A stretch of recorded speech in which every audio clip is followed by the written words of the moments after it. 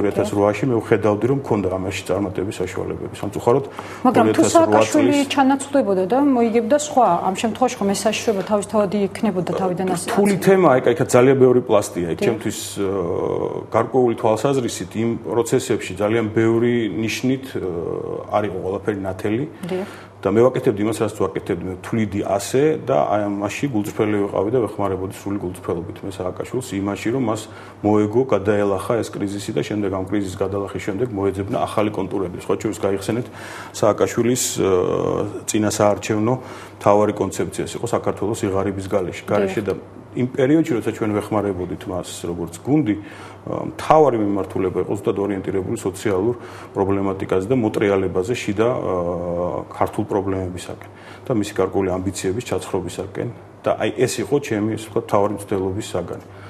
რა თქმა უნდა ხო დღეს ცხოვრება საკმაოდ რთული რამეა და დღეს მედალევანი ახლა ვთქვათ უკვე სხვა მხრიდან და სხვა რეალობაში ერთად გავარდა მე ძალიან მადლობელი ვარ ლევანის რომ მან მომცა საშუალება რომ ჩვენ გქონდეს ეს ურთიერთობა ეს ისტორია. ბატონო ეროსის შემდეგ ხდება ის თუმცა მანამდე მედალევანს ასევე ბევრი სხვა გვაკავშირებს ერთმანეთთან 99-2004 წლებში. საინტერესო პერსპექტივაში რა დაგაკავშირებ თუმცა ამაზე ოდნავ მოგვიანებით ახლა კი მაინტერესებს რამ გამოიწვია თქვენი პოზიციის შეცვლა, ანუ თქვენი გადასვლა მეორე ჯგუფში, ასე ვთქვათ, ხელისუფლების საპირისპირო. ერთადერთი მიზეზი.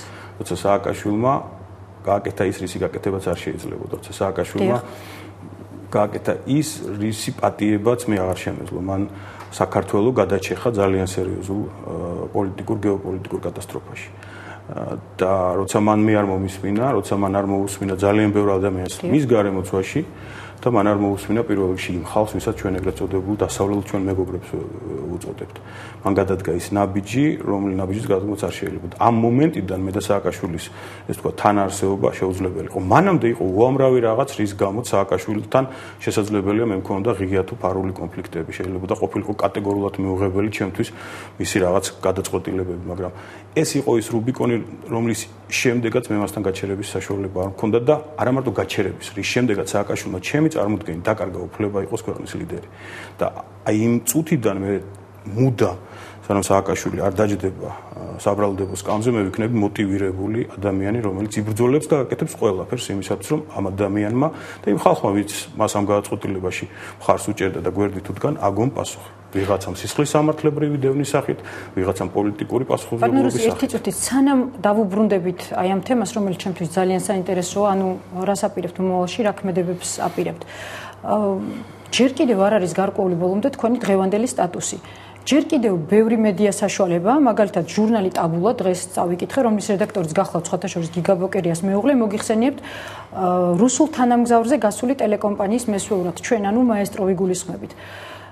რა კავშირია დღეს თქვენსა და მაესტროს შორის მინდა ამ კითხვაზე მივიღო პასუხი.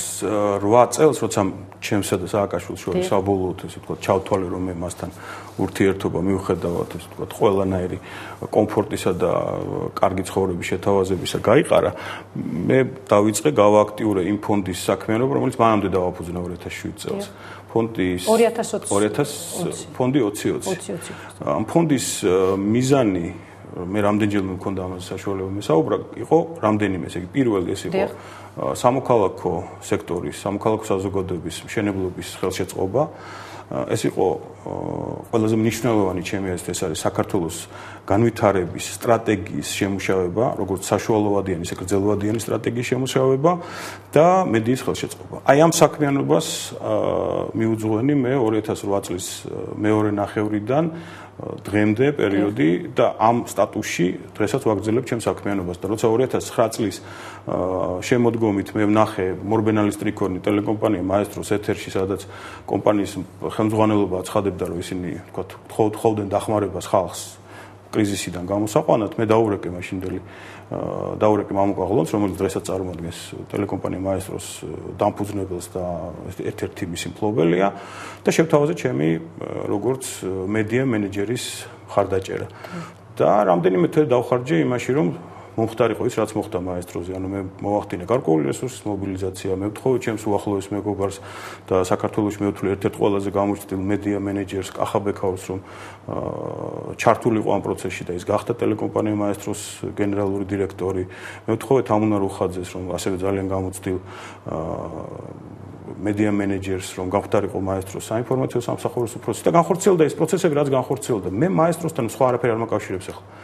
მაესტრო უკვე 4 თუ 5 თვის წინ მე და კახას და მამუკაღლონს ჰქონდა ერთობლივი პრესკონფერენცია, როცა მე გამოვაცხადე, რომ ჩვენ უკვე ჩვენი გზები ასე ვთქვათ, გაიყო, მაესტროს აქვს თავისი გზა, მაესტროს აქვს თავისი სარედაქციო თუ ბიზნეს მიმართულებები.